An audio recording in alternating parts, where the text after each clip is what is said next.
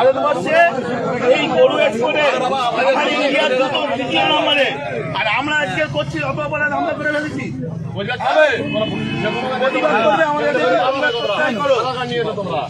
আমাদের সাথে প্রতিবাদ করলে থাকো, না হলে থেকো না।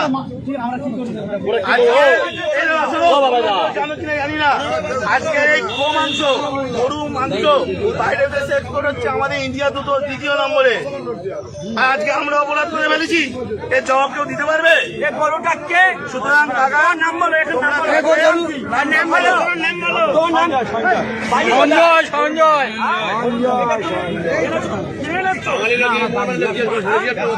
14 বছর বয়স হয়েছে, এটা 14 বছর বয়স হয়েছে, তুমি এই কাজটা করলে কেন? তোমার কাজকে তো ঘটনা হচ্ছে না,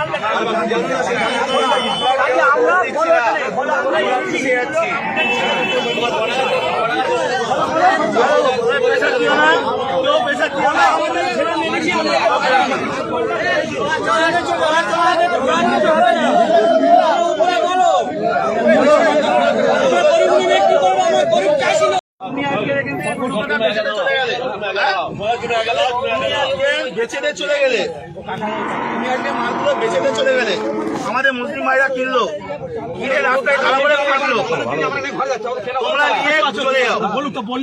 তোমরা কেন? তোমাদের তো মাথা, তোমরা কেন বিক্রি করতে? তোমাদের মাথা হারানো, তোমাদের মাল কি আমরা কিনে ফাঁসবো?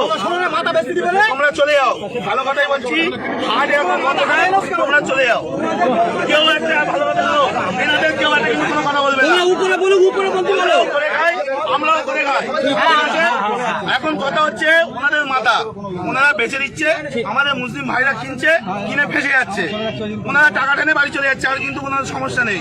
সুতরাং কেউ একটা এদের কোনো কথা বলবে না, এনারাও করে খায়। কিন্তু তোমরা মানে কাকা নিয়ে বাড়ি চলে যাও।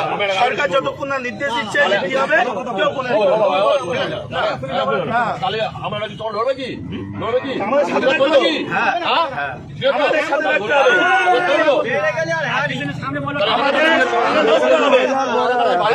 আজকে শোনো।